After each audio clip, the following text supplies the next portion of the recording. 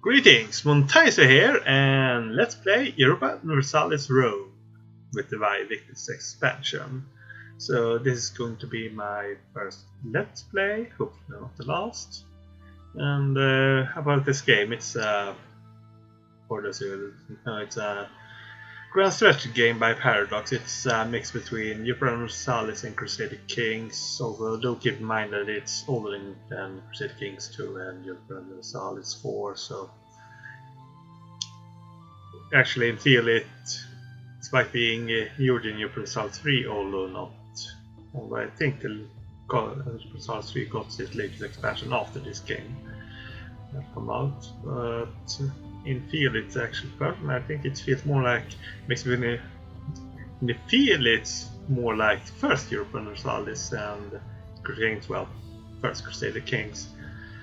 Well, as there it's one thing to note about this recording is apparently the mouse cursor doesn't show, but hopefully we should be able to be okay.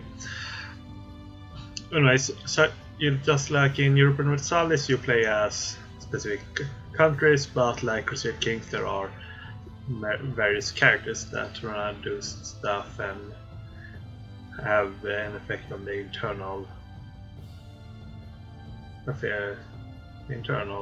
stuff. So I like the game, although it's not without problems.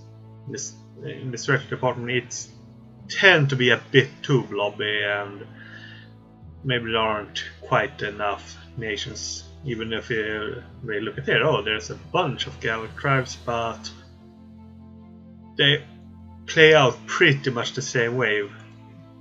So if you play one of these, you probably want to try to unite all of Gaul before the Romans comes and destroy you. So it is possible some tribes to actually do some interesting stuff by taking advantage of, but if you're playing a more conservative fashion and more standard strategies, that's what's going to happen. And so you have a few big guys: Rome, Carthage, Egypt, Seleucid Empire. They are always going to well. Macedonia generally does well, can be powerful, but problem is there are, even though you have the big guys, there aren't that many medium-sized countries. You have Macedonia, Pontus, some extent the Bosporan Kingdom. One could argue that Armenia and Numidia are medium-sized countries, but both of them have problems with the local great power. There are some more options by selecting different start dates, and really that's something people generally in the type of games they should be doing more, but it's easy to just play the earliest start all the time. I'm going to play the earliest start this time, although I think the first Punic War with that, using the first Punic War bookmark is maybe actually a better idea to have. Would generally be a better idea. Things are familiar enough, so most of the advice that comes from the early start still holds up, but Rome generally does better when it comes to their technology. So one problem Rome has is Carthage tend to expand too much and lag behind in technology. If you use the first Punic War, the times I've done it, Rome has stayed on top in technology, which does make sense considering the time period there. And but I'm going to play this as Colchis. It's a tribal country. It's let's wondering whether that's enough recording.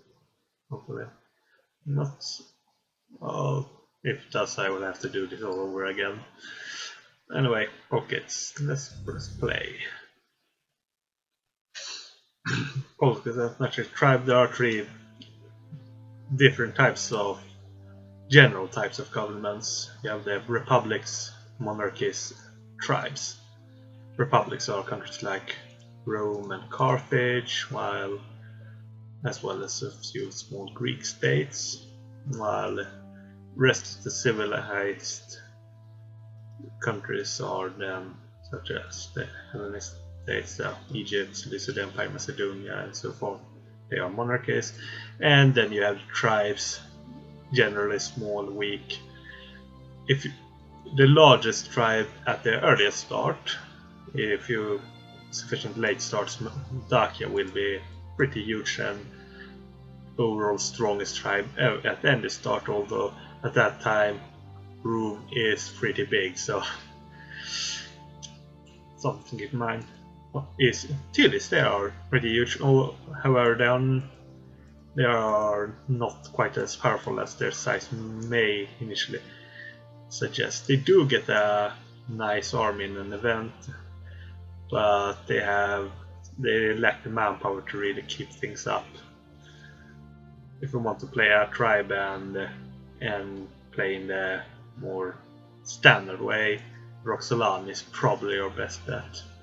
Although Colchis is interesting, it does differ from other tribes in one important aspect. Civilization level in our main province is 55, which is pretty nice, which does mean if we check at our positions, if not for the fact that our ruler, Kuji, have a low finesse, we could become a republic or a monarchy, specifically a military republic or despotic monarchy, considering we are a military tribe. There are different types of monarchies and republics. The monarchy and republic tribes are the general form.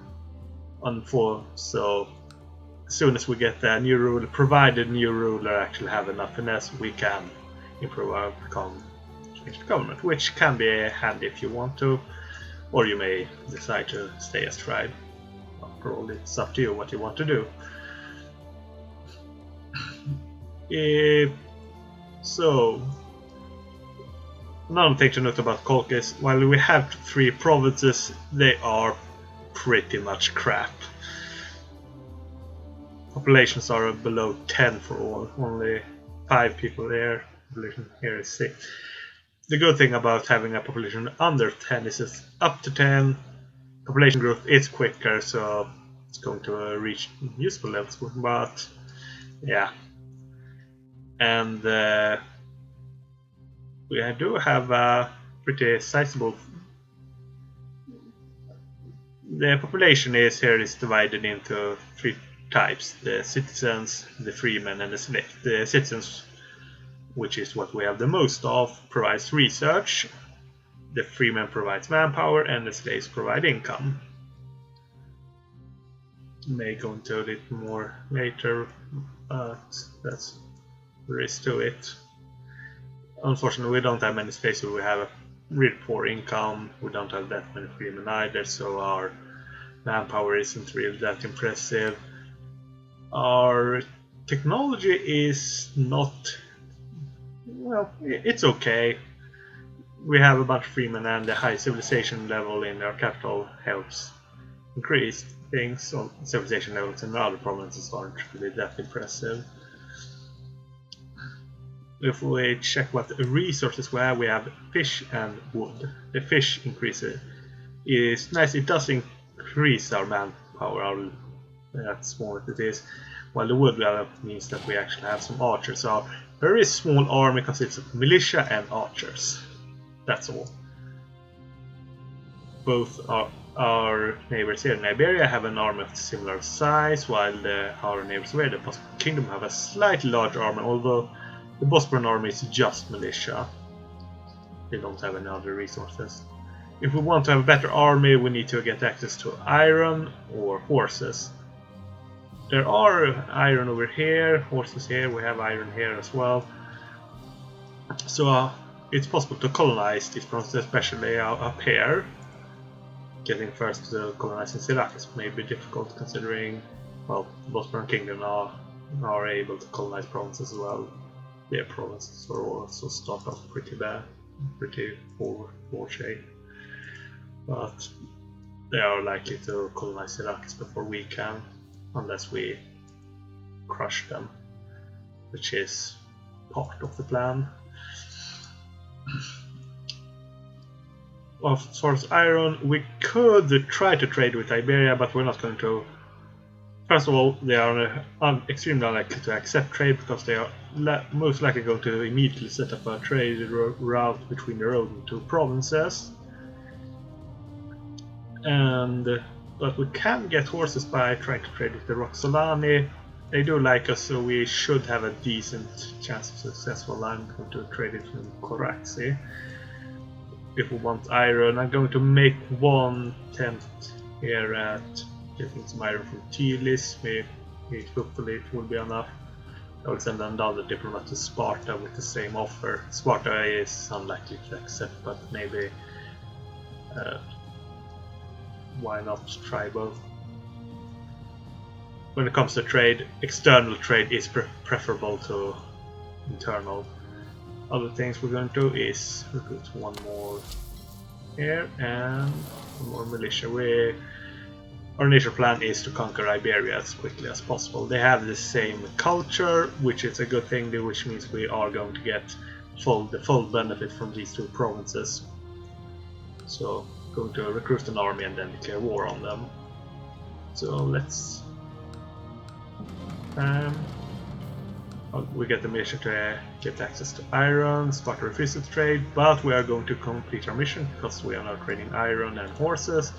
So as soon as the trade routes are set up, it takes a month before, then we can recruit one unit of cavalry and one unit of heavy infantry. And we got an alliance offer for Roxolani, we will accept. This means that we don't need to worry too much about the Bosporan Kingdom. Let's then set up our national ideas. We are a military tribe, we want one military idea because that would increase our discipline. And our two military ideas, one is to increase discipline for our heavy infantry and one for cavalry. We're going to pick the one heavy infantry one because, well, considering our finances, it might make more sense to just recruit heavy infantry. They are cheaper than cavalry. Now it's the 1st of February. Koji got married. So here's his wife. She's a maniac. Yeah, I don't think that is unlikely to be the best choice he could have made, but we can invoke an omen. When you have low chances, just pick omens that if they fail, it's not too bad. And so let's recruit one unit here of heavy infantry. We only have 4 gold, so we can't afford some cavalry, unfortunately. When it comes to military, you want if we hadn't recruited this unit of militia, we could afford it. Militia is pretty crap at almost everything. One thing we can do before attacking, we might want a Castelli. The only countries that doesn't really need to bother, Rome generally don't need to bother. Their civilization level is 90, so every country with civilization level in their capital of 70 or lower, Romans can just attack them without bothering about that needing a cause for war nonsense. We aren't that lucky, so while Liberia only have 10 less civilization, there are 45, we have 55. Yeah, but one way to get it is to go here, diplomacy. We are going to make an attempt to assassinate someone. I don't care what happened to Ashtaspa, and I don't think it's going to be successful. So the goal here is that he fails, gets captured, and then gets executed. We can act, well, he didn't do it, and attack them. And let's try to assassinate King. One of Iberia's main strengths is that their king is very good at leading armies. That's the one. It was. Yep, they executed him. So now we have a casus belli that will.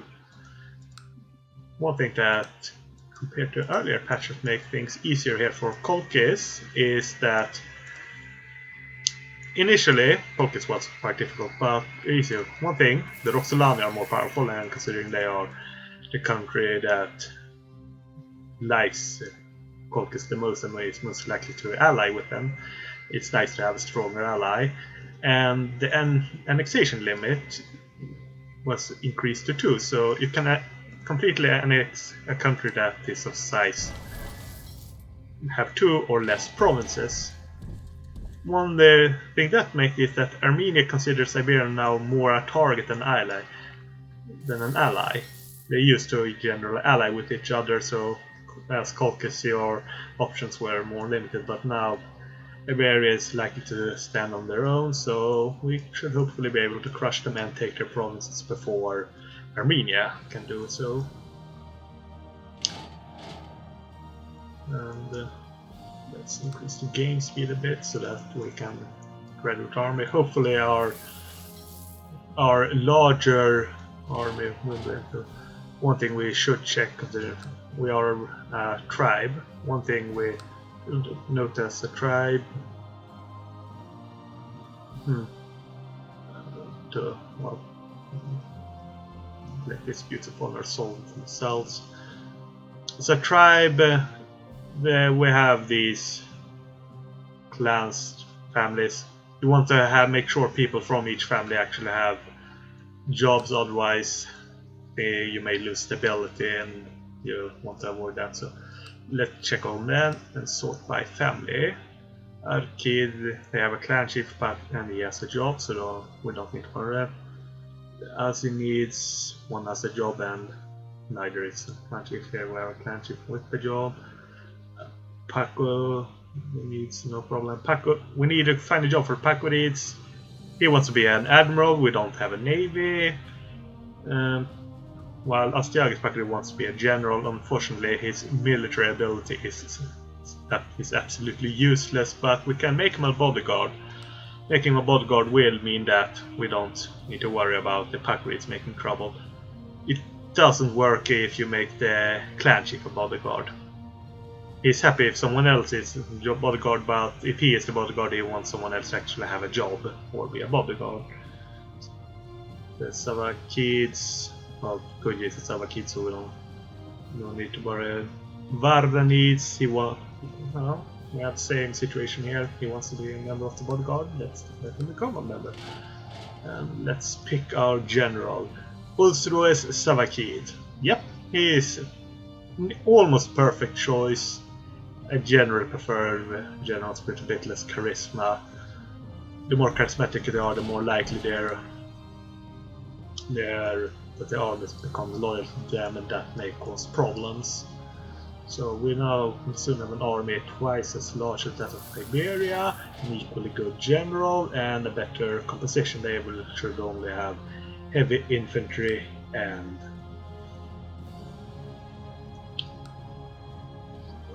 Stiagis Pakurid. Well, I'm going to make sure we send some useless guy if they decide to.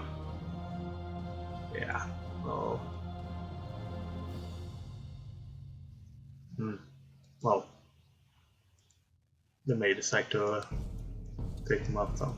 And I'm going to Mesquite. They will probably try to take Swanee, but important thing is to make sure that Armenia doesn't get involved. We could call in our allies, but they can't help, so let's leave them to it. Check here our military. We are a bit over support limit, but it's not as problematic. The cost, well, it does increase the upkeep. The upkeep is generally not that high for unless you're going all cavalry or all war elephants. Going all war elephants would be really silly because they are extremely expensive and take a very long time to train. So yeah. Cargo. I want to keep them that when they are assaulting. That does mean we're going to leave some militia here to actually siege the place and try to see if we can defeat their army.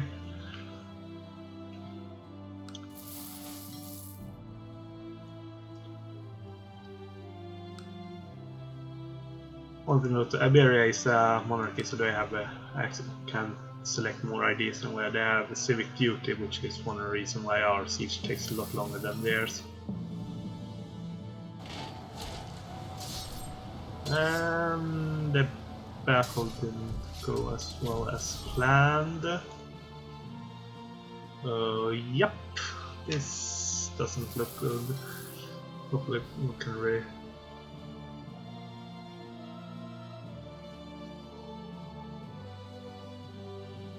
one problem here is the terrain.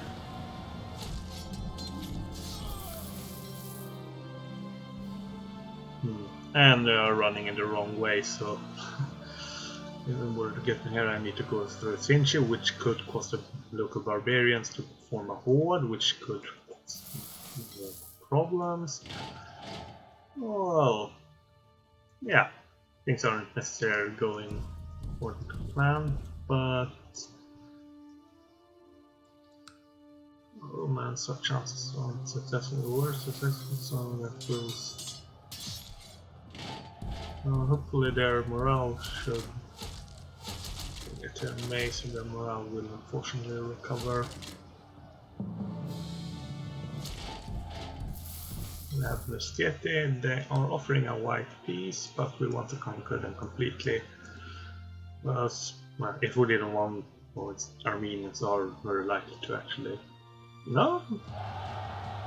Yeah, we won Battle of Phasis, and let's make sure that this army doesn't walk in July, June. I think they need to wait. So they are in first, considering it's a small army with not anything, they will probably get crushed immediately. But hopefully I can. Well, could give it small general.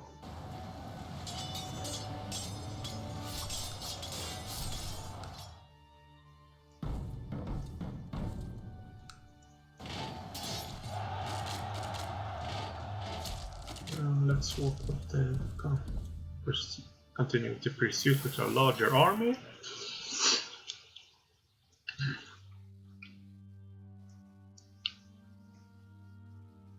So, in the rest of the world, the Romans are, well, winning against the Greeks. They doesn't take much to win that war. The Seleucids are almost out of manpower. Let's continue. We can destroy their army. We can just sit in their province until it's fought. So.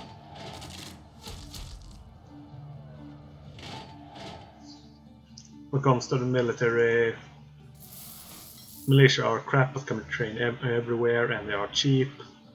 Heavy infantry going to do most of the fighting, and archers are nice to have to support them. Like well, archers can hit some damage without.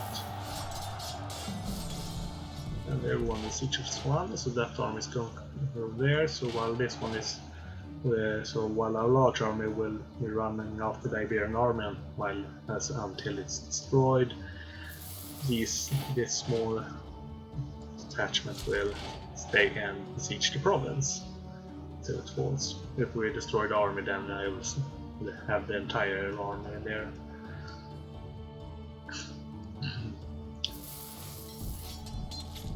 Yeah. Well.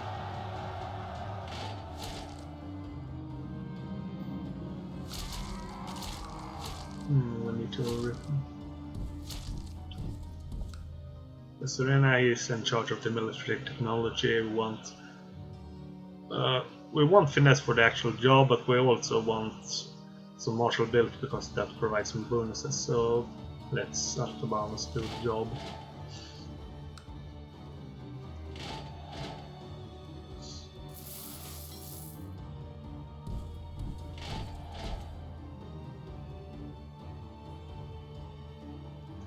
And the Armenian war against Seleucids doesn't look like it's going that well. They declare war way too early, I think. but maybe they can accomplish something. The Seleucid Empire, they actually, in the start they are actually weaker than Egypt, but they have tons of potential, and if left alone, they will generally become the most powerful country in the game. So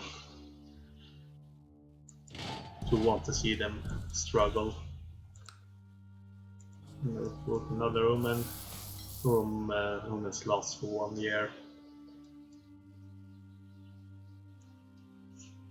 And after we have conquered Iberia, we are going to spend some time taking it slow and easy. And our small army got defeated again.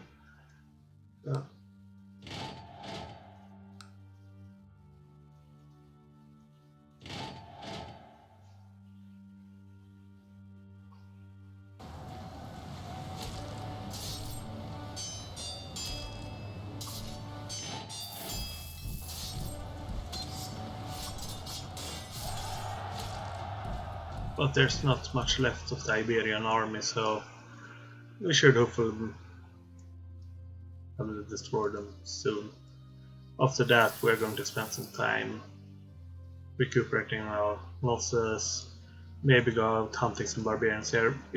One thing to keep in mind, even if we aren't going to colonize some of these provinces immediately, making sure that the local barbarians don't get too powerful. They are offering a white piece, not enough, and they still have some men left, but not near enough. If left alone, the barbarian power will increase. It increases the chance that the horde will appear, and the size of the horde depends on the barbarian power. So if left alone, well, some pretty huge hordes can come walking, and Epirus got annexed by Rome.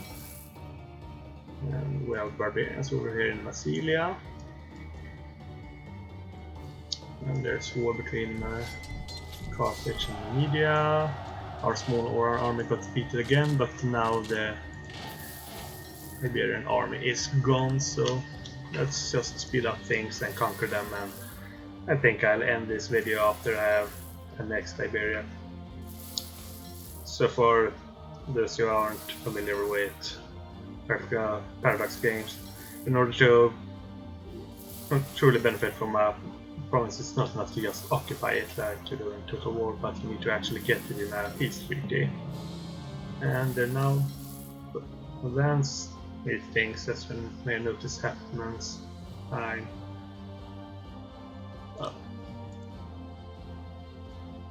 So, Colchis. One thing we can check here is our. Currently, we are expecting to reach in April 490 to increase our military technology. So we annex these guys. We have no choice. Then it's actually decreases generally. One will expect things to happen slower, but it's possible that the costs haven't changed, but the amount of research done is increased because the provinces are the same culture, so we don't lose anything from that. Lots of people from the former government has arrived here, and Pontus will cede Plateau. This is interesting. It's possible to destroy Pontus, although would need to much cross trusts, but that is for next episode. So this is what we have now. All our provinces are within the same region as of yet, but our next conquest we will see how things are going here for Armenia. Either going after the Bosporan Kingdom, if we're making pay tribute as there, then that would mean that they won't be able to colonize Syrakus before we can. Or we can try to go after Pontus. Let's see. I hope you found this enjoying, and I hope I'll see you next time. Goodbye.